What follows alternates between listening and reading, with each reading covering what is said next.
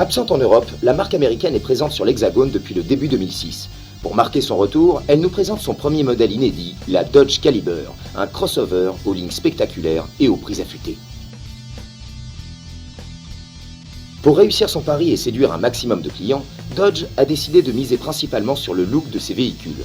Et c'est vrai que la Dodge Caliber attire le regard avec ses galbes généreux, des formes inhabituelles en Europe.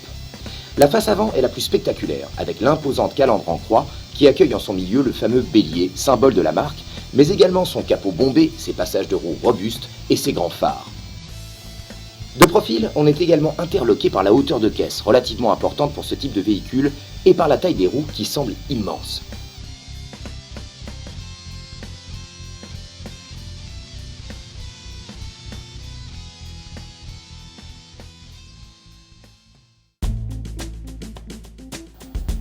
À l'intérieur, la finition n'est pas exempte de défauts.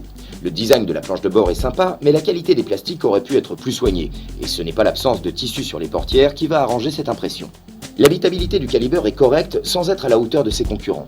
Quant au confort, certains se sentiront peut-être un peu trop ballottés dans la Dodge, mais en tout cas, c'est inattendu.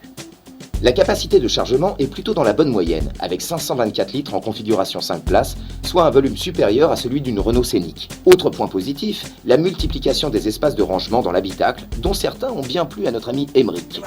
J'ai découvert un super truc, regardez. C'est la petite lampe de poche déboîtable. C'est pas le pied ça, ah, quand tu perds tes clés de bagnole, hop là, hop, hop, et après, tu la remets.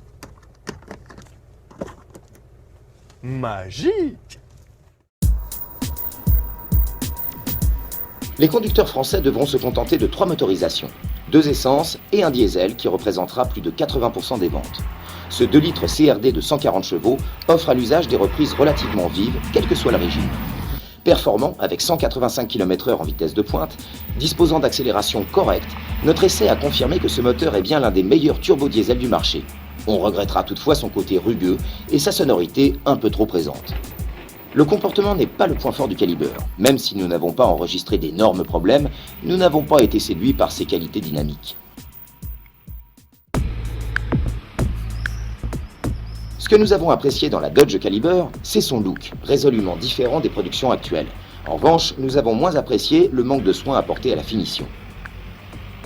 Si vous cherchez une berline compacte, au look atypique loin de celui des Peugeot 307 et autres Renault Mégane, avec en supplément des lignes dignes d'un muscle car et un prix à tout casser, la Dodge Caliber est faite pour vous.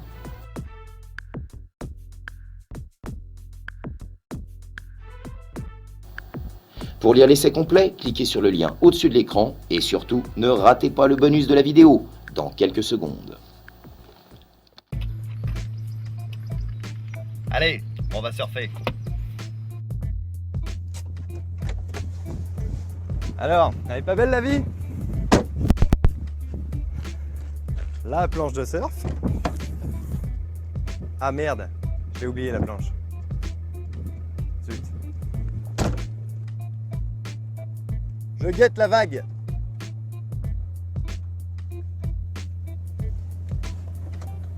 Ça c'est de la vague. Ça c'est la vague pour surfer. The wave, regarde. Ouah.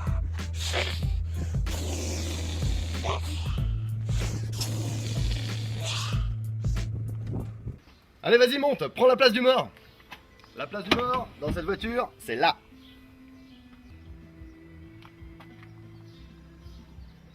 Bon bah finalement j'ai jamais retrouvé ma planche de surf, mais en tout cas j'ai trouvé un truc pour attirer les filles. La disco mobile. Ouh, allez, discothèque. Allez les filles, approchez-vous, approchez-vous, approchez-vous, voilà. Yes. Ok, tu veux un verre? Tu veux quelque chose? Ok, j'ai tout ce qu'il faut, pas de problème. Ok, vous venez ce soir à la plage, hein? Ouais, ok, super, à bientôt, ciao.